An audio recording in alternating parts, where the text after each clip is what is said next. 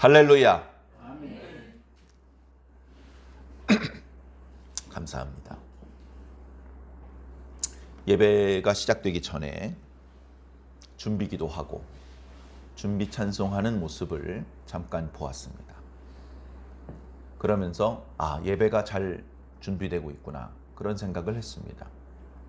예배가 시작되기 전에 예배실에 불을 켜고, 지금 날씨가 추운 계절이니까 미리 난방도 하고, 물론 그런 것도 예배 준비입니다. 주보도 미리 만들어야 되고, 예배실이 지저분하지 않게 미리 청소도 해야 돼. 그 모든 게 예배 준비죠. 개인적으로는 아침에 일찍 일어나서 세수도 하고, 또 옷도 단정하게 입고, 뭐 그런 것도 예배 준비일 것입니다. 그런데 좀 더 직접적으로는 예배 시간 직전에 찬송을 부르고, 그리고 기도를 하는 것이, 그게 이제 직접적인 예배 준비죠. 왜냐하면 예배는 사람을 만나는 시간이 아니기 때문에 그렇습니다. 그냥 사람을 만나는 시간이면 오늘 무슨 색 넥타이가 이쁠까? 이것만 고민하면 됩니다. 그러나 하나님을 만나는 시간이기 때문에 넥타이를 완벽한 색깔로 골랐더라도 아직 준비가 끝난 것이 아닙니다. 그래서 준비 기도도 하고 준비 찬송도 합니다. 우리는 둔하고 어리석어서 그것 말고 또 다른 예배를 위해 준비할 수 있는 더 좋은 게 뭐가 있는지 잘 모릅니다. 평소에 나름대로 경건하게 살려고 노력을 하다가 주일날 교회에 와서 앉아서 기도하다 보면 자신이 죄인이라는 게 느껴집니다. 준비한다고 했는데, 경건하게 산다고 살았는데 수검댕이처럼 더러워진 모습으로 하나님 앞에 나와 있는 자신을 느끼는 것입니다. 그래서 예배 직전에 기도하고 찬송 불러봤자 그게 다 씻어지지 않는 걸 알면서도 어떻게 해서든 그걸 좀 닦아보고 싶고, 그리고 잠시 후에 만날 하나님을 만날 준비를 하고 싶은 것이죠.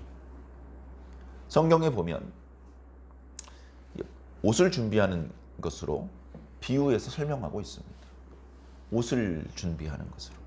우리 세상에서도 어떤 의식을 행할 때 그 의식을 주도적으로 행하는 사람에게 특별한 옷을 입혀줍니다. 교회도 비슷하죠. 교회도 제가 오늘은 입지 않았습니다만 목사님들이 목사 가운을 입을 때가 있습니다. 또 성가대원들이나 지휘자가 가운을 입습니다. 안내반이나 헌금반, 이런 특별한 의식에 참여하는 분들에게 특별한 복장을 입히는 경우가 있죠. 그런데 이제 성경에서 사실은 우리가 예수님을 만나기 전에 의복을 준비한다고 했을 때의 그 의복은 정말로 이 옷감으로 되어 있는 의복을 말하는 것이 아니고, 어떻게 보면 마음의 상태를 말하는 겁니다. 요한계시록 22장에도 그 두루마기를 빨아입는 자들은 복이 있나니, 두루마기를 빨아입어야 돼. 빨면 어떻게 되겠습니까? 깨끗해지겠죠. 그렇게 깨끗한 옷을 입고 하나님 앞에 서는 자는 복이 있다. 저가 문들을 통하여 성에 들어가며 생명나무에 나아갈 권세를 얻으려 함이로다. 이제 그런 말씀이 있는데, 거기서 의복을 빨는다는 것은 사실은 마음을 빠는 거예요. 마음을. 마태복음 5장에도 그런 말씀이 있죠. 심령이 청결한 자는 복이 있나니 저가 하나님을 볼 것이다. 죄가 있는 상태에서 하나님을 보면 마치 종이 그릇에 불을 담는 것처럼 감당할 수가 없을 것입니다.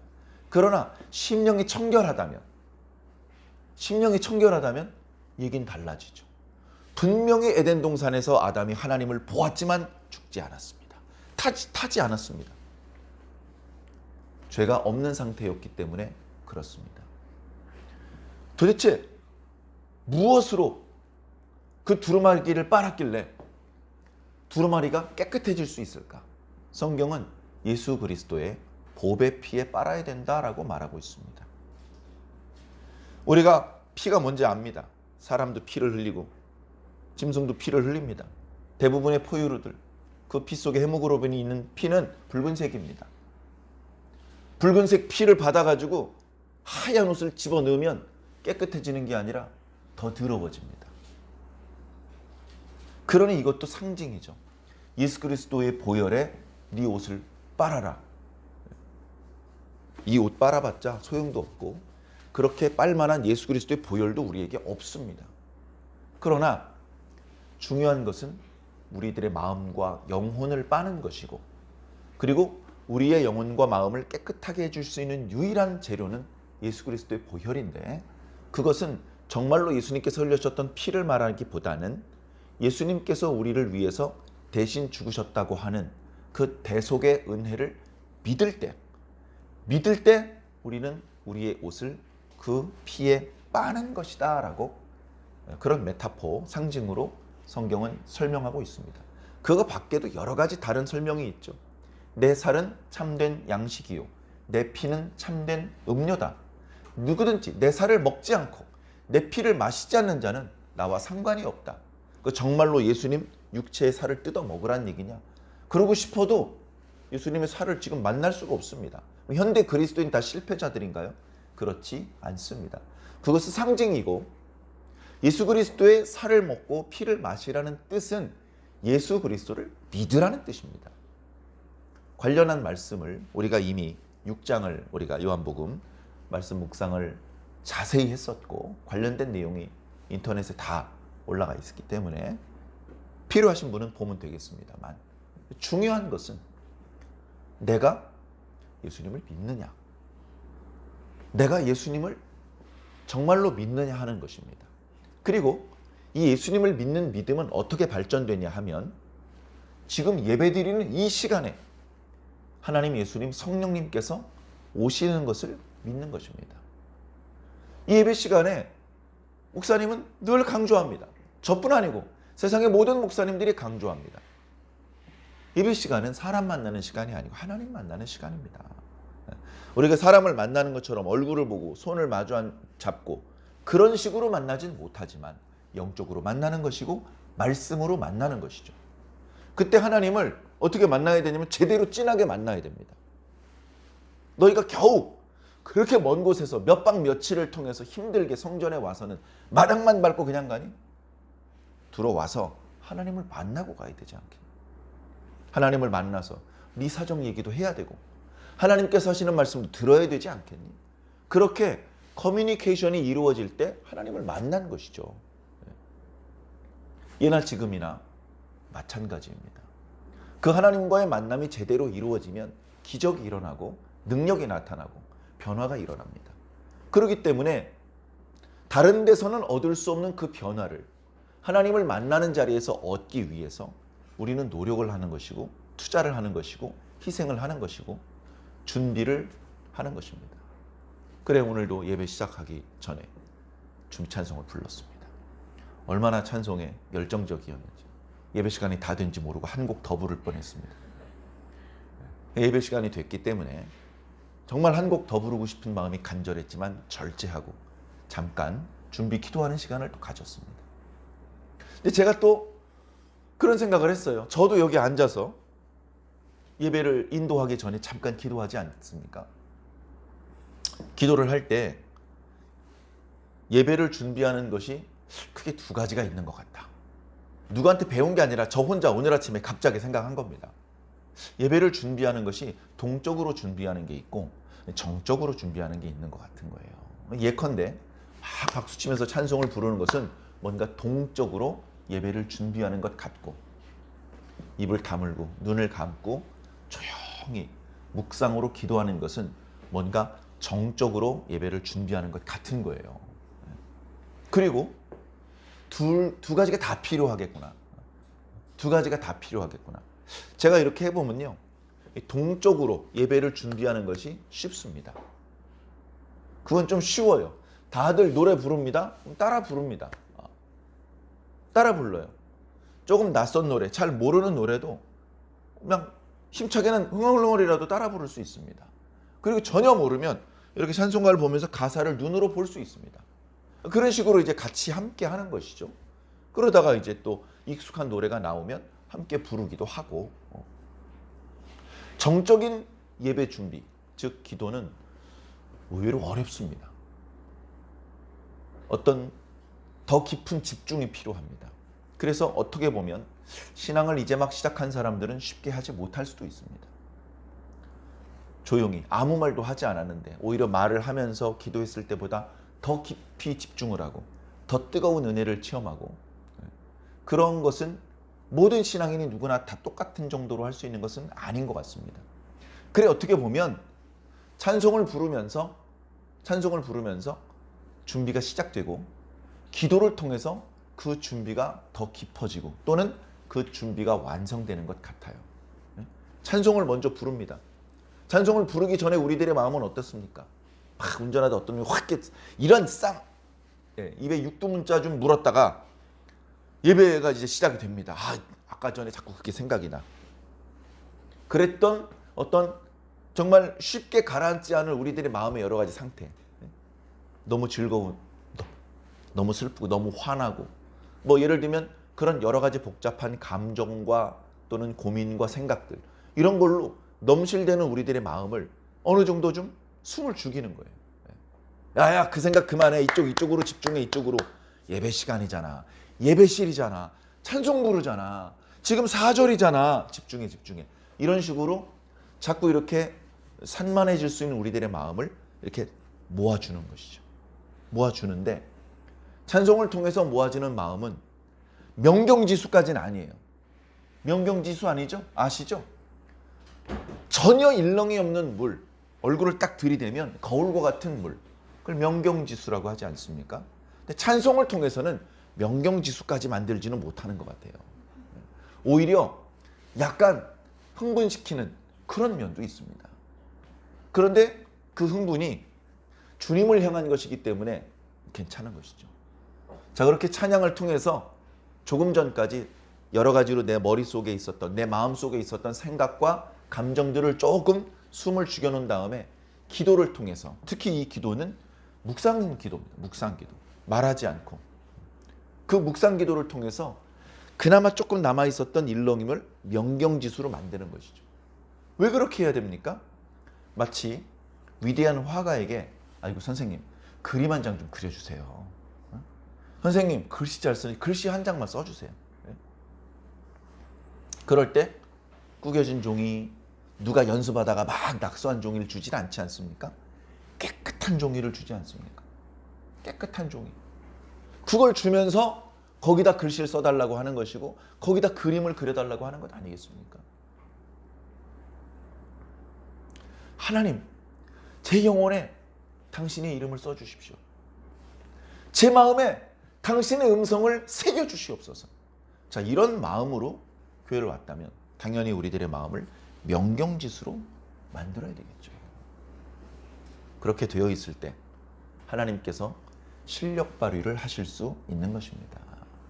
마음대로 하나님께서 원하시는 내용을, 하나님께서 원하시는 모양으로, 하나님께서 원하시는 깊이로, 하나님께서 원하시는 그런 모양을 우리 속에 이렇게 새겨 놓으실 수가 있는 것이죠. 그랬을 때 말 그대로 마스터피스, 걸작품이 나오는 겁니다. 딱 예배 한 번 드렸을 뿐인데 갑자기 그리스도인이 돼서 그 이후로 평생 하나님 예수님, 성령님을 위한 삶을 시작하는 그런 삶이 가능해지는 겁니다. 에이 설마 한 번 예배 드렸는데 무슨 소리예요? 모든 그리스도인은 그 첫 번째 예배 한 번에 그리스도인으로 뒤집어진 겁니다. 저도 마찬가지고. 한 10번 정도 예배를 드려야 그리스도인이 되는 게 아니더라고요. 한 번에 그야말로 말씀의 임팩트에 다운이 돼야 됩니다. 그리고 다시 일어날 때 그리스도인으로 일어서는 것이죠. 조금 다른 말씀을 조금 더 드려보겠습니다.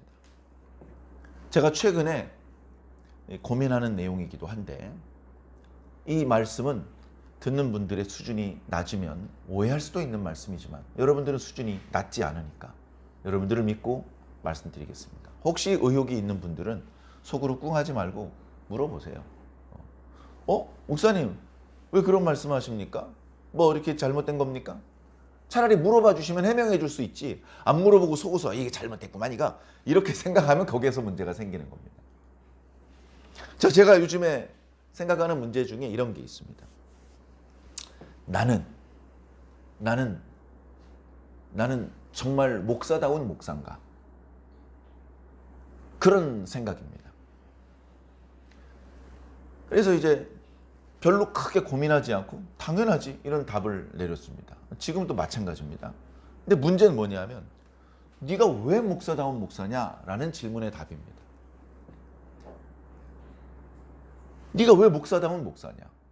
그러니까 목사로서의 어떤 정체성, 뭐 예를 들면 이런 건데 이게 그냥 단순한 문제일 수도 있고 조금 복잡한 문제일 수도 있습니다. 제가 중고등부 다닐 때 상당히 열심히 교회를 다녔습니다. 제가 얼마나 교회 열심히 다녔는지 저희 부모님께서 걱정이 많으셨습니다. 그나마 엇길로 안 가고 여기까지 온 것은 정말 기적이고 하나님의 은혜입니다. 그때 이제 열심히 신앙을 했는데 같이 신앙을 하는 또 선후배가 있었지 않겠습니까? 같이 열심히 신앙을 하는 그런 이제 친구들, 선배들이 있었습니다. 얼마나 열심히 신앙을 했는지 얘네들이 나중에 목사가 될 것 같다는 거예요. 얘네들이. 제가 어렸을 때 다니는 교회는요, 이렇게 상가 건물 2층을 빌려서 3층이었나? 이렇게 상가 한 층이 긴 그 예배실을 이렇게 썼어요. 그 예배실 형태로는 너무 긴 거야, 사실은. 옛날에는 뭐 겨우 스피커 설치나 했지 모니터도 없었습니다. 그러니까 저 맨 뒷줄에 있으면요, 목사님 얼굴이 새끼 손톱보다 작았어요. 자, 이제 그런 교회를 다녔는데 그런 교회다 보니까 장의자를 꽉 예배실에 채워 놓으면 사람들이 많이 들어오지도 못하고 그 다음에 앞사람 뒤통수에 가려서 목사님이 잘 보이질 않아요. 막 이렇게 계단식으로 되어 있는 예배당이 아니었단 말이에요. 상가 한 층을 빌린 거라고요. 그러니까 천장도 그렇게 높지도 않아요. 자, 그런 교회를 다녔는데 그러니까 이제 건물 중간쯤 되는 곳에 계단도 있고 화장실도 있고 그런 구조겠죠. 그래서 딱 올라오면 복도가 있고 상가들이 있는 그런 구조인데 거길 다 털어서 이제 예배실로 쓰는 그런 구조의 교회를 다녔는데 그래서 딱 올라오면 안내하는 집사님들이 주보를 나눠주시지 않겠습니까? 그 주보를 받고 강대상 쪽을 이렇게 딱 한번 보고 또 뒤쪽을 봅니다. 그러면 거기를 중심으로 앞쪽은 그냥 장판을 깔고 이 방석이 깔려져 있고 이쪽은 장의자가 깔려져 있어요. 그러면 그 장의자의 의자가 이렇게 두 줄이 길게 있었는데 그 중에 맨 앞줄 왼쪽 자리는요, 장로님석입니다. 장로님석. 어느 교회나 장의자 맨 앞줄이 장로님석인데 방석 맨 앞줄이 장로님석이 아니고 의자 맨 앞줄이 장로님석이었어요. 수요일이나 주일이나 거기 장로님이 계십니다. 한 분만 계실 때도 있고 뭐 세 분, 네 분이 계실 때도 있고. 자, 그럼 그 장로님석에 제가 앉을 수는 없어요. 주일 예배 때는요, 앞으로 가서 앞자리에 앉으려고 그렇게 했었고 수요일 예배 때는요, 앞에 자리가 있는데도 뒤에 이제 의자에 앉고 싶은 거예요. 맨 앞에 앉아서 목사님 얼굴을 보고 싶은데 맨 앞줄은 누구 자리라고요? 장로님. 그 줄에 장로님이 한 분만 계셔서 옆에 빈자리가 있어도 두 번째 줄에 앉아야 돼요. 그 두 번째 줄에 제가 앉았습니다. 저만 앉았나요?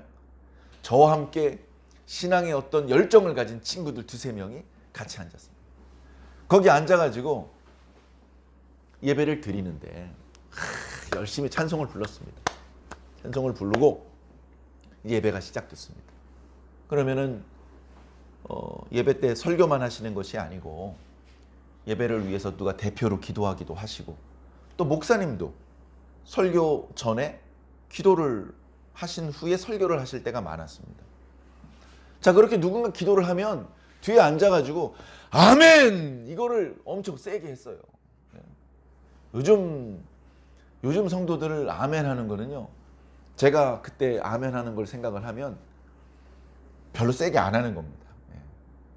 근데 엄청나게 세게 했는데 얼마나 세게 했냐면 아멘! 앞에서 기도하시는 분 기도를 들으면서 아멘을 하다가 목이 쉬었어요. 목이 쉬었고 장로님이 저희들한테는 차마 말씀을 못 하시고 목사님한테 얘기를 하셨습니다. 저 학생들 좀 거기 못 앉게 해달라고. 목사님 설교, 목사님 기도가 안 들린다는 거예요. 얼마나 기도하는 사람보다 더 말이 많아.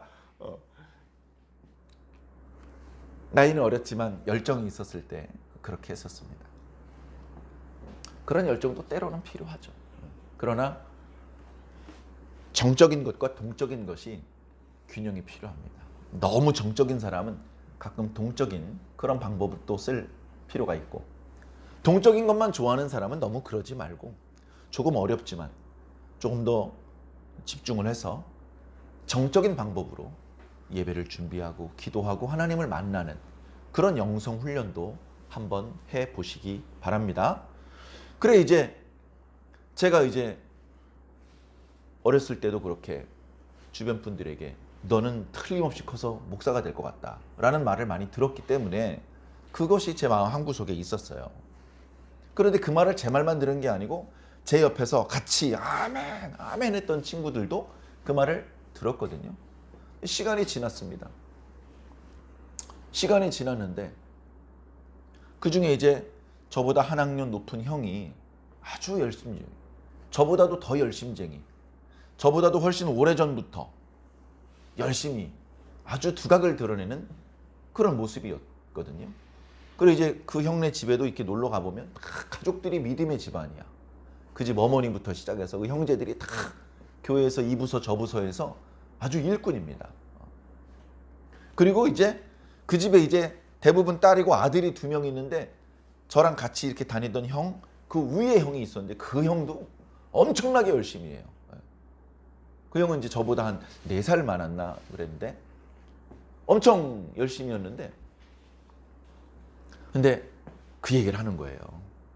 목사님들이 그러는데 우리 형보다 내가 목회자가 될 것 같대 라는 얘기를 그 형이 해주는 거예요. 그러니까 다 신앙에 열심히 있다고 해서 다 목회자가 될 수는 없는 거예요. 그 중에서도 어른들이 봤을 때, 장로님, 권사님, 또 목사님들이 보았을 때 요 녀석이 목사가 되면 좋을 것 같다. 예를 들면 인간적으로 그런 생각 해볼 수 있지 않습니까? 이 녀석이 보니까 인물도 괜찮고 또 이렇게 말도 지혜롭게 잘하고, 그 다음에 뭐 친구들하고 관계도 보니까 좋고 평도 좋고, 뭐 예를 들면 그런 여러 가지를 종합해서 그런 느낌을 받으실 수 있지 않습니까? 그래서 저는 그분이 목사님이 되시는 줄 알았어요. 근데 그분은 지금 그냥 평신도입니다. 평신도. 안수 집사도 아니고 그냥 집사님입니다. 그 다음에 제 이쪽 편에 앉았던 제 친구는, 그 친구도 그냥 집사입니다. 생각해보면 그 그룹에서는 제일 늦게 신앙을 시작했던 제가, 가장 모르는 게 많고 가장 실수도 많았던 제가, 어른들이 보았을 때 제가 잘하긴 하는데 목회자 감일까? 약간 의구심이 들게 했던 제가 목사가 되었습니다. 어떻게 내가 목사가 될 수 있지? 아니 하나님, 나 말고 그 형이 목사가 되었으면 더 힘차게 설교할 수도 있고 더 뜨겁게 기도할 수도 있고 교회를 더 빨리 부흥시킬 수도 있고 그럴 수 있지 않았을까요, 하나님? 왜 제가 목사가 됐죠? 그런 생각을 해보았던 것이죠. 그런데 결과적으로 결론을 말씀드리면 이런 겁니다. 그거 다 하나님께서 다 알아서 하시는 거라는 거예요. 그러니까 내가 재능이 특출나서 선천적인 천부적인 재능이 있어서 목사가 된 게 아니에요. 그 정도까지는 아닌데 목사가 됐어요. 왜? 그냥 하나님께서 시키신 거예요. 자, 그러니까 인간적인 관점에서 하나님의 종으로서 필요한 어떤 자격 조건이 있다면, 육체도 건강해야 되고 인물도 좀 괜찮아야 되고 말도 수려하게 잘 해야 되고 어느 정도 공부도 좀 해야 되고, 뭐 예를 들면 그런 것들 우리가 생각해 볼 수 있는데, 그런 것들을 다 갖춘 사람이 주의 종이 되는 것이냐 하면 꼭 그렇지 않더라는 겁니다. 대표적으로 모세가 어땠습니까? 하나님, 저는 주의 종이 아니에요. 주의 종감이 아니라고요. 저희 형이 있잖아요. 저희 형을 보내세요. 아니 아무튼 누가 됐든 다른 사람을 보내세요. 이렇게까지 말했던 사람 아닙니까? 자기가 하나님의 종으로서는 이 막중한 사명을 감당하기에는 역부족이고 자격 미달이라는 걸 스스로 알았던 거예요. 그런 하나님은 아니, 난 네가 좋아. 난 너랑 일하고 싶어. 그래서 모세를 끝까지 하나님께서 당신의 종으로 쓰셨던 겁니다. 베드로는 결격 사유가 없었나요? 요한은 완벽했나요? 사도 바울은 공부 많이 했으니까? 공부가 다입니까? 그게 아니더라고요. 가만 보면 다 결격 사유들이 있는 사람들이 하나님의 종이야. 결격 사유가 없는 사람이 없어.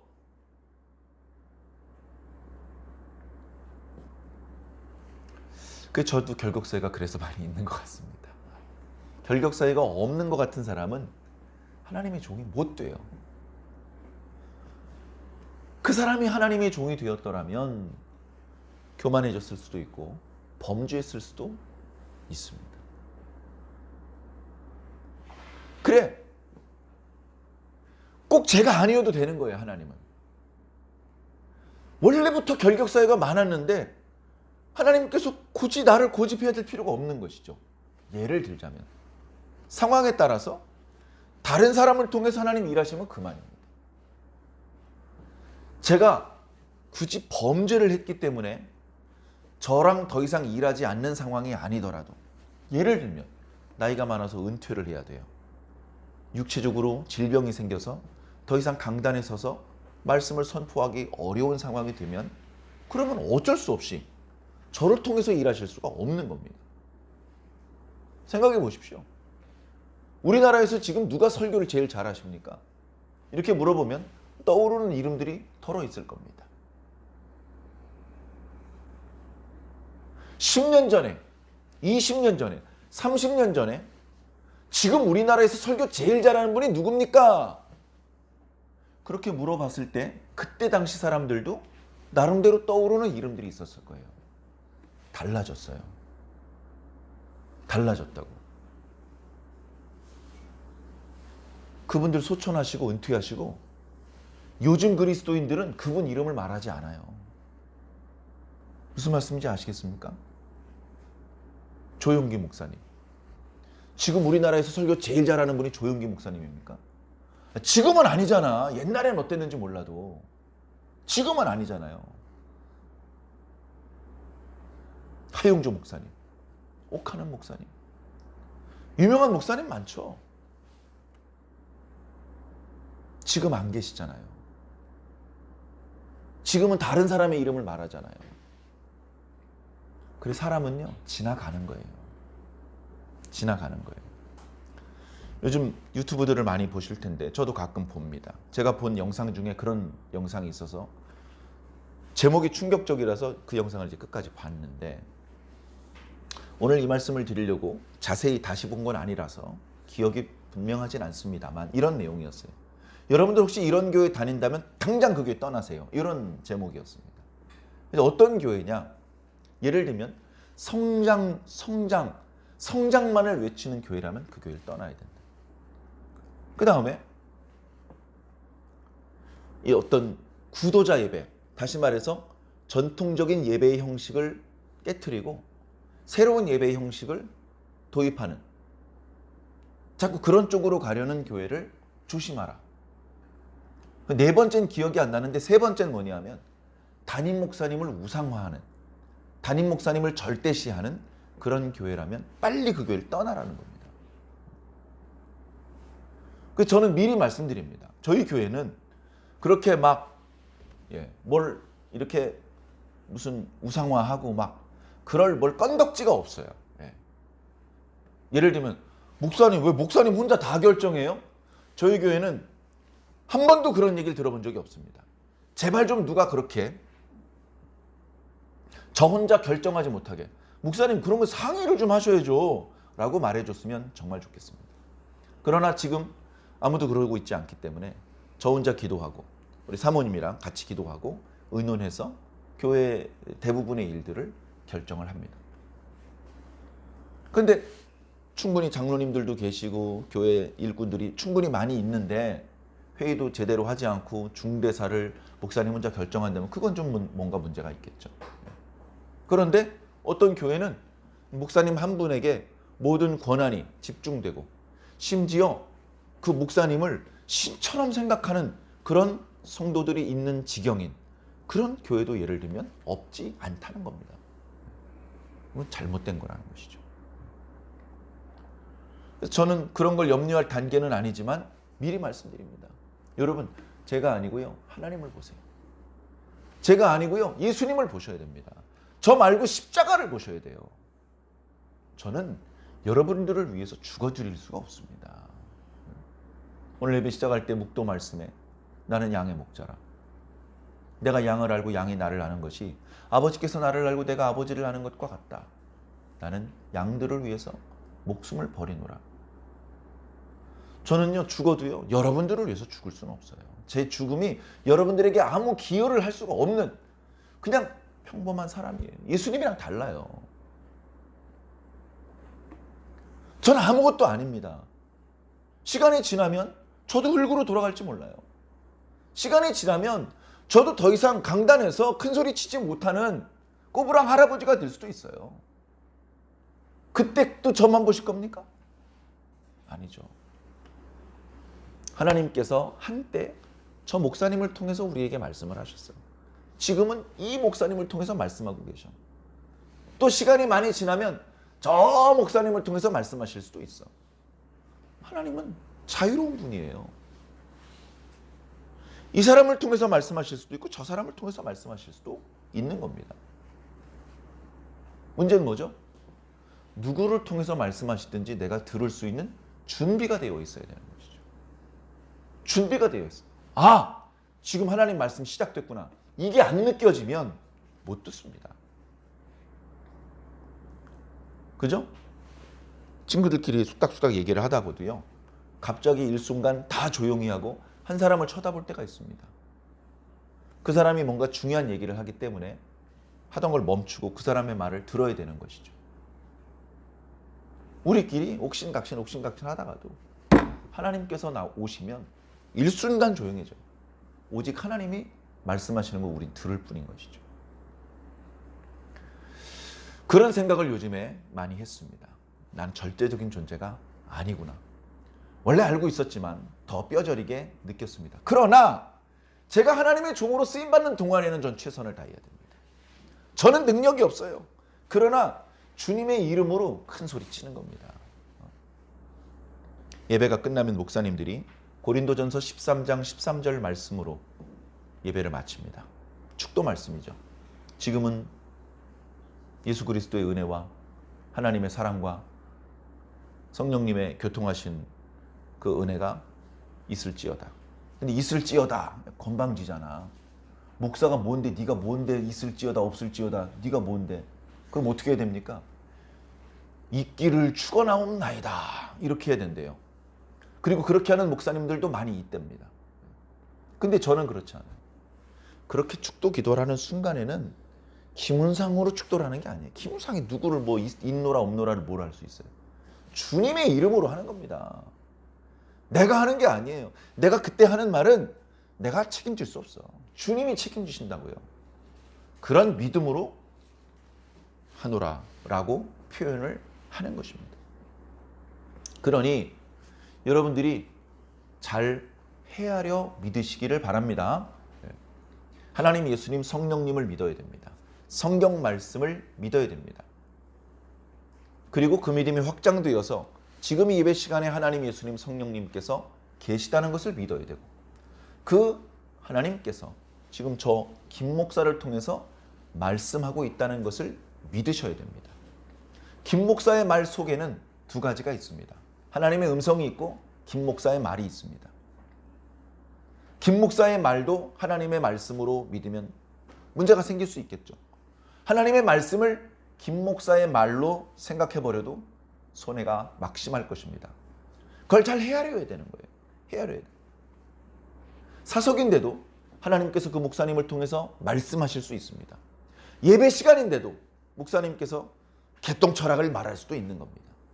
그러니 수준 높은 성도들, 하나님을 만날 수 있는 준비가 되어 있는 성도들, 하나님의 말씀을 헤아려 분별할 수 있는 성도들은 준비가 된 성도들입니다. 그러니 예배 시간이 1시간이라면 2시간을 준비하는 것이 어찌 길다 말할 수 있겠습니까? 그런 의미에서 오늘 예배를 위해서 여러분들은 얼마나 준비를 하셨습니까? 각자 잘 준비하시기 바랍니다. 청와대에서, 요즘은 이제 청와대가 아니지만 대통령실에서 대통령을 5분 만나기 위해서 일주일을 준비하지 않습니까? 미장원도 가고 목욕탕도 가고 이참에 옷도 한번 맞추고 별 준비를 다 합니다. 대통령 5분 만나기 위해서 대기실에서 2시간 기다리는 걸 아무렇지도 않게 생각합니다. 대통령이 급하게 나오면서 얘기하죠. 아이고 죄송합니다. 많이 기다리셨죠. 항상 그렇게 말한답니다. 왜냐하면 그렇게 많이 기다리게 할 수밖에 없어요. 대통령이 기다릴 수는 없잖아요. 그런데 우리는 하나님을 만나기 위해서 얼마나 기다리고 얼마나 준비합니까? 그런 걸 생각해 보면 너무나 부족합니다. 그러나 하나님께서 항상 좋게 생각을 해주셔요. 우리의 준비가 충분해서가 아니라 하나님의 마음이 너그러워서 오늘도 하나님께서는 우리를 야단치시기보다는 우리에게 좋은 것을 주실 줄로 저는 믿습니다. 저는 항상 그렇게 기도해요. 항상. 아마 여러분들도 같은 마음일 거예요. 그렇게 기도하신 적이 있는지까지는 모르겠습니다만 하나님, 우리의 작은 선행을 큰 선행으로 좀 봐주십시오. 우리의 적은 헌금을 큰 헌금으로 좀 봐주세요. 제가 오늘 10,000원 헌금했는데요. 1,000,000원 헌금한 걸로 하나님 장부에 써주시면 안 될까요? 다 그런 마음 아닙니까? 다만 날강도 심정인가? 근데 실제로 하나님께서 우리의 작은 선행을 크게 봐주시는 거예요. 예수님을 믿지 않는 사람도 선행을 해요. 근데 큰 점수를 안 주는 거예요. 근데 우리가 하는 선행에 큰 점수를 주시는 편파적인 하나님의 채점 방법이 우리에게는 큰 은혜고 우리에게는 큰 행운이고 우리에겐 참 다행하고 감사한 일 아니겠습니까? 자, 오늘 서론이 무지하게 길었는데 그래도 오늘 본문 말씀이 너무나 좋은 말씀, 그냥 넘어갈 수는 없을 것 같아서 간략히 말씀을 드리겠습니다. 요한복음 11장은요 너무나 유명한 말씀입니다. 그 중에서도 25절과 26절은요 불신자들도 암송하는 그런 말씀입니다. 근데 그 깊은 의미를 좀 생각해 볼 필요가 있을 것 같은데요. 오늘 그 말씀을 다 드릴 수는 없을 것 같지만 한번 나누어 보겠습니다. 자, 베단이라는 동네는 예수님께서 자주 방문하셨던 동네입니다. 거기에 예수님께서 문둥병을 고쳐주셨던 시몬이라는 사람도 있고 오늘 말씀에 나사로와 그의 누이 마르다와 마리아가 사는 동네이기도 합니다. 예수님은 본래 갈릴리에 살았는데 유대지방으로 가실 땐 어디 머무실 데가 없어요. 여관도 당시 없었을 어떤 문화적으로 여관이 없는 시대일 뿐 아니라 여관에 뭐 이렇게 여비를 줄 수 있는 돈도 없는 그런 상황. 더군다나 어떻습니까? 예수님은 일행이 많아요. 그러니까 유대지방에 가시면 밤에 어디 새벽 이슬을 피하는 게 큰일입니다. 먹는 것도 큰일이고. 자, 그럴 때 이 베다니 지역에, 베다니는 예루살렘에서 동남쪽으로 이렇게 내려가면 예루살렘이 이제 언덕 위에 있으니까 내려가면 이제 기드론 시내가 있는데 기드론 시내를 건너가면 이제 산이 하나 있어요. 조그만한 산. 감람나무가 많이 있다 그래서 감람산입니다. 그걸 넘어가다가 내리막길에 있는 마을이 베단이에요. 그러니까 예루살렘에서 가깝죠. 오늘 말씀에도 뭐 5리쯤 떨어졌다 그러는데 대략 한 3km. 그러니까 충분히 걸어서 갈 수 있는 거리라는 것이죠. 그래서 이제 그 마을에 자주 가셨습니다. 그런데 지금 예수님께서는 다른 곳에 계시죠. 근데 그 마을에 마리아와 마르다와 나사로가 있었는데 전에 이제 어떻게 만나게 됐고 어떤 추억이 있고 뭐 그런 것까지는 다 소개되고 있지 않습니다만 5절 말씀을 보니까 예수님께서 본래 마리아와 마르다와 나사로를 사랑하셨더라라고 기록하고 있습니다. 그러다가 나사로가 병이 들었는데 무좀이 아니고 감기가 아니고 죽을 병이 걸렸어요. 그러니까 심각성을 느꼈던 마르다와 마리아는 의원이 아니라 예수님을 찾았습니다. 예수님 계시면 다 해결할 수 있어. 그래서 예수님이 어디 계신지를 알아요. 그래서 그쪽으로 사람을 보냈어. 우리가 갈 수는 없어. 우리는 지금 병간호를 해야 되니까. 급히 사람들이 갔습니다. 발입받은 남자, 젊은 사람들을 시켰을 겁니다. 그리고 예수님 있는 곳에 가가지고 아이고 여기 계셨습니까? 베다니에 사는 나사로 아시죠? 나사로 잘 알지. 잘 있어? 아니요. 나사로가 죽게 생겼습니다. 그 소식을 전한 거예요. 빨리 와서 살려달랍니다. 주님 어떡할까요? 주님 가시죠. 그런데 주님께서 소식을 전한 사람들한테 곧 따라갈 테니까 먼저 돌아가 해놓고서 안 따라가십니다. 안 따라가시고 이틀을 괜히 특별히 바쁜 일도 없으면서 그 동네에 계속 있는 거예요. 제자들은 왜 안 따라가십니까?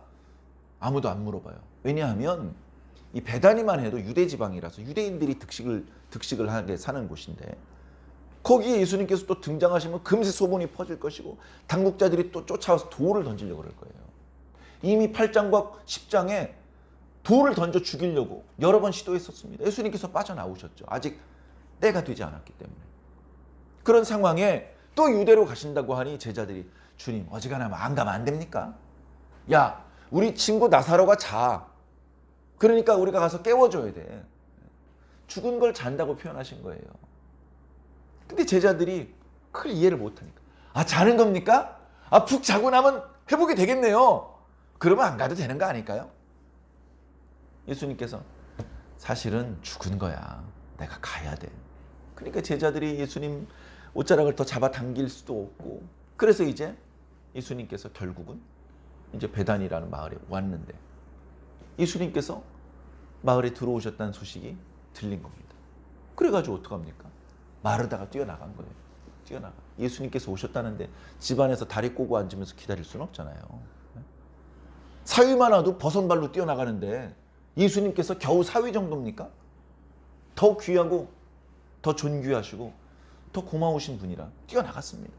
그래서 집에서 꽤 멀리 떨어져 마을 밖까지 뛰어나와가지고 오시는 예수님을 영접하는데 이제 유대인들 뭐 당시 인구 이런 거 생각해 보면 한 다리 건너서 다 아는 사람이라는 거죠. 나사로가 죽었다고 하니까 많은 유대인들이 예루살렘으로부터 내려와서 조문을 하러 내려온 것이죠.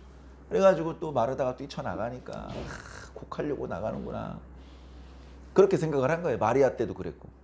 그래가지고 마르다가 주님 앞에 엎드려요. 주님 반갑습니다. 웃으면서 얼굴을 보고 손잡고 이쪽으로 가시죠. 맛있는 거 만들어 놨습니다. 이게 아니고요. 이미 안 씻은 지 오래되고 계속 울어가지고 얼굴이 퉁퉁 부어있는 상태로 뛰어나가가지고 예수님 보자. 그 품에 안기는 게 아니라 예수님 저 앞에 남겨놓고 5m 앞에 엎드려지는 거예요. 아이고 왜 이제 오셨습니까? 주님께서 계셨더라면 제 오라비가 죽지 않았을 텐데 왜 이제 오셨습니까?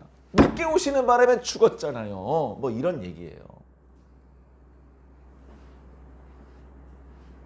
마르다야, 네가 나를 믿느냐? 믿습니다.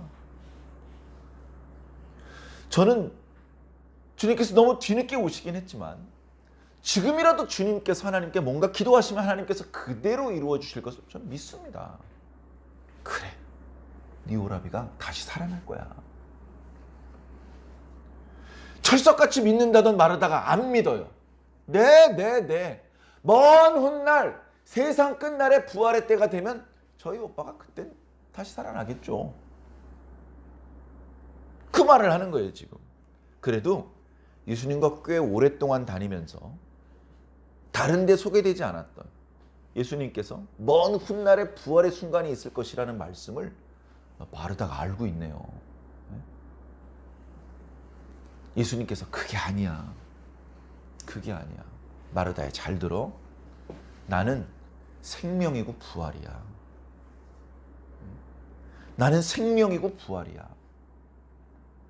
여러분, 이 헬라어를 번역한 거잖아요. 헬라어를 충실하게 나름대로 번역을 했는데 많이 부족한 것 같아요. 예를 들면 요한복음 14장에 보면 이런 말씀도 있어요. 예수님께서 제자들에게 하시는 말씀인데요. 나는 길이요 진리요 생명이다. 잘 아시죠? 근데 그 번역은 너무나 아쉬운 번역이에요. 나는 길이요 진리요 생명이다. 무슨 말인지 전혀 알아들을 수가 없는 표현이란 말이죠. 원문의 표현을 충실하게 살려서 다시 번역하면 이런 뜻입니다. 나는 그 길이요, 그 생명이요, 그 진리다. 유대인들은요 이미 길과 진리와 생명에 대해서 알고 있어요. 구약 성경에서 계속 하셨단 말이에요. 길에 대해서 말씀하셨고 진리에 대해서 말씀하셨고 생명에 대해서 말씀하셨어요. 그게 뭔지 이미 알고 있어. 이미 알고 있는 유대인들인 예수님의 제자들에게 말하는 거예요. 내가 니들이 알고 있는 바로 그 길이야. 내가 바로 그 진리야. 내가 바로 그 생명이야 라고 말씀하시는 거예요. 오늘 말씀도 같은 말씀입니다. 내가 바로 그 생명이다. 너희들이 한 번도 경험해보지 못한, 그러나 성경에 약속되어 있는, 그리고 과거에 아담이 잠시 경험했던 그 생명이야. 내가 바로 생명이야. 그래서 어떤 일이 벌어지느냐? 나를 믿는 자는 죽어도 다시 살아나. 살아서 나를 믿는 자는 영원히 죽지 않아. 이게 두 글자로 영생이죠. 이 요한복음은요, 참 특이하고 재미있는 말씀입니다. 천국이라는 표현이 별로 없어요. 마태복음엔 천국이라는 단어가 참 많이 나옵니다. 마가복음에는 하나님의 나라라는 표현으로 많이 나옵니다. 누가복음에도 마찬가지고요. 요한복음에는 천국이라는 표현이 잘 안 나와요. 천국이 없어서 이렇게 말씀하신 건 아닌데 강조점이 다른 것이죠. 요한복음에는 생명 그리고 영생이라는 표현이 자주 등장합니다. 그러니까 우리가 나중에 받게 될 구원이요, 한 가지 단어로만 표현되는 게 아니에요. 구원, 영생, 천국, 그 모든 것들이 우리가 누리게 될 구원을 다른 관점에서 표현하신 말씀들입니다. 내가 부활이요 생명이다. 걱정하지 마라. 그러니까 그제서야 아이고 주님, 제가 사모하는 오라비가 아니라 하나님의 아들이신 걸 믿습니다. 그때 고백을 합니다. 이 고백은요, 거의 흠잡을 데가 없는 완벽한 고백입니다. 베드로도 거의 똑같은 고백을 해서 주님께 큰 칭찬을 받았죠. 선물도 받았습니다. 어떤 선물 받았죠? 천국 열쇠라는 선물도 받았죠. 자, 예수님께서 그 자리에 계시면서 마르다를 보냅니다. 마르다가 들어가서 마리아에게 선생님이 널 좀 보자고 하신다. 에? 언니 선생님 오셨어? 그래가지고 뛰쳐나가가지고 마르다가 예수님을 만났던 그 자리에 뛰어나옵니다. 거기서는 나는 부활이요 생명이요 그러진 않습니다. 마르다가 울고 있어요. 마리아가 울고 있어요. 예수님도 사람이잖아요. 우리와 똑같은 사람입니다. 똑같은 배고픔, 또 똑같은 감정을 느끼시는 분이란 말이죠. 마리아가 울면서 주님께서 계셨더라면 제 오라비가 죽지 않았을 텐데. 그리고 그 마리아를 따라왔던 유대인들도 보니까 다 울고 있어요. 나사로의 죽음을 진심으로 슬퍼하고 있어요. 지금 죽은 지 나흘째 되었습니다. 나흘째. 왜 나흘째 된 날에 주님이 오셨는지는 어저께 묵상했던 말씀에 설명을 드렸습니다. 나흘째. 우연으로도 또는 신의 능력으로도 한 번도 살아난 적이 없는, 죽은 자가 다시 살아난 적이 없는 나흘째 되던 날 예수님께서 오신 거예요.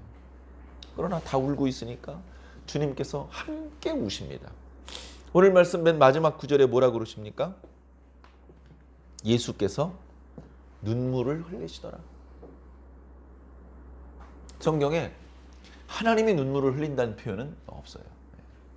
근데 예수님은 우리와 똑같은 인성을 가지고 계시기 때문에 이런 표현이 있습니다. 이런 표현을 보면 예수님께서 우리를 사랑하신다는 그 사랑이 헛소리가 아닌 거예요. 진정인 겁니다.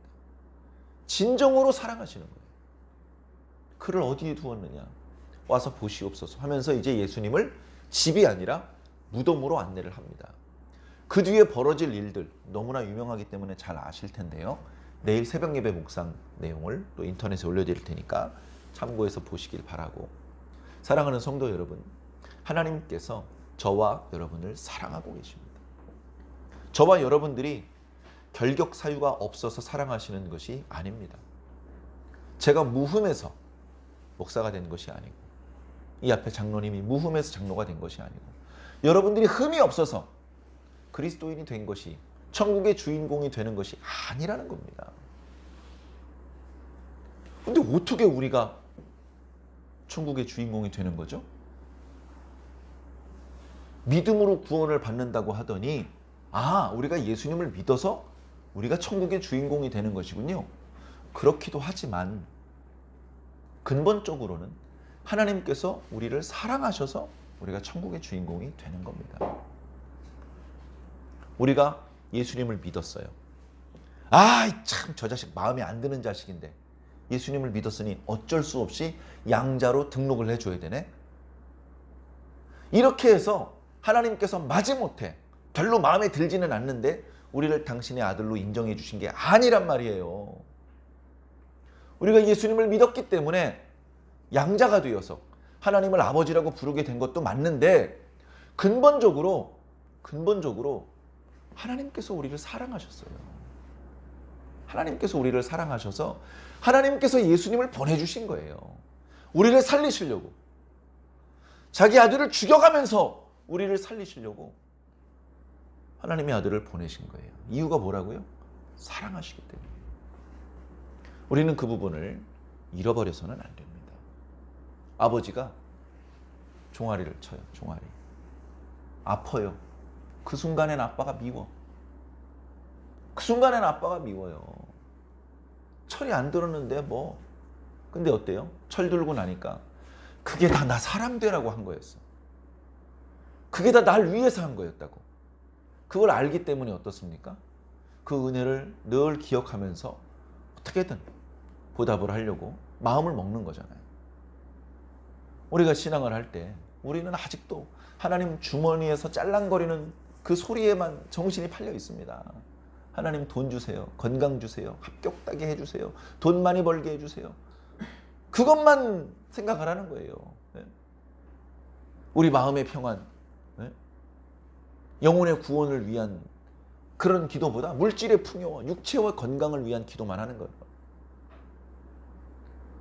하나님께서 우리를 불쌍히 여기시고 사랑하시기 때문에 물질도 주시고 건강도 주시겠지만 그걸 주기 위해서 우리를 부르신 건 아니라는 겁니다. 그건 우리에게 주시려는 정말 큰 선물에 따라오는 덤이에요. 덤이라고. 화장품 세트를 샀습니다. 엄청 비싼 거예요. 비쌌는데 하도 비싼 걸 사니까 거기서 샘플을 몇 개 더 줬어요. 근데 선물을 받은 사람이 샘플만 좋아하는 거예요. 샘플만. 그러면 안 되잖아요. 여러분 명품백 500만 원짜리를 선물해 줬더니 그 속에 들어가 있던 신문지만 들고 가는 거예요. 이 얼마나 어리석은 방법입니까? 그죠? 진짜 하나님께서 우리에게 주시려는 거 그걸 받아야 됩니다. 선물을 주시려는 분은 그걸 받는 사람이 그걸 받고 즐거워하는 걸 보고 싶은 거예요. 하나님께서 우리에게 주시려는 것은 생명입니다. 그것도 잠시 후에 다시 죽게 되는 생명이 아니고 영원히 죽지 않는 생명입니다. 그걸 비유로 이렇게 말씀하셨죠. 내가 너에게 주는 물은 조금 있다 다시 목말라지는 물이 아니다. 내가 너에게 주는 물은 한 번 마시면 그 속에서 계속 샘이 솟아서 영원히 목마르지 않는 물이다. 그렇게 표현하기도 하셨어요. 우리에게 주시려는 생명이 그런 생명이라는 겁니다. 사랑하는 성도 여러분, 우리가 그런 걸 본 적도 들은 적도 경험한 적도 없기 때문에 그게 뭔지, 그게 큰 것인지, 그게 좋은 것인지조차 모릅니다. 그러니까 어떻습니까? 감사도 안 해요. 소망도 안 합니다. 그러나 우리 완주중앙교회 성도들은 상당히 수준이 높은 성도들이니 이제 세속적인 땅의 것을 하나님 앞에 구하는 것도 뭐 하셔야겠지만 그것보다는 이제 하늘에 있는 것도 소망하고 하늘에 있는 것도 좀 달라고 기도하실 수 있는 그런 성도들이 되시기 바랍니다. 우리를 사랑하시는 주님께서는 우리가 그런 쪽으로도 기도하기를 바라고 계시고 그런 기도의 응답으로 하나님께서 땅의 것이 아니라 하늘의 것을 주셨을 때 그것을 받고 즐거워하며 감사하는 모습을 보고 싶어 하십니다. 사랑하는 성도 여러분, 우리를 위해서 예비되어 있는 축복이 많습니다. 우리가 기대하는 축복과는 좀 다를 수 있습니다. 그러나 분명한 것은 우리가 예상하고 우리가 기대하는 것보다 더 크고 좋은 것인 것이 틀림없습니다. 그것을 사모하시고 소망하시며 기도하시고 그것을 얻기 위해서 준비하시고 그것을 얻었을 때 하나님께 감사와 영광을 돌릴 수 있는 그런 저와 여러분들이 꼭 되기를 예수님 이름으로 간절히 축원합니다.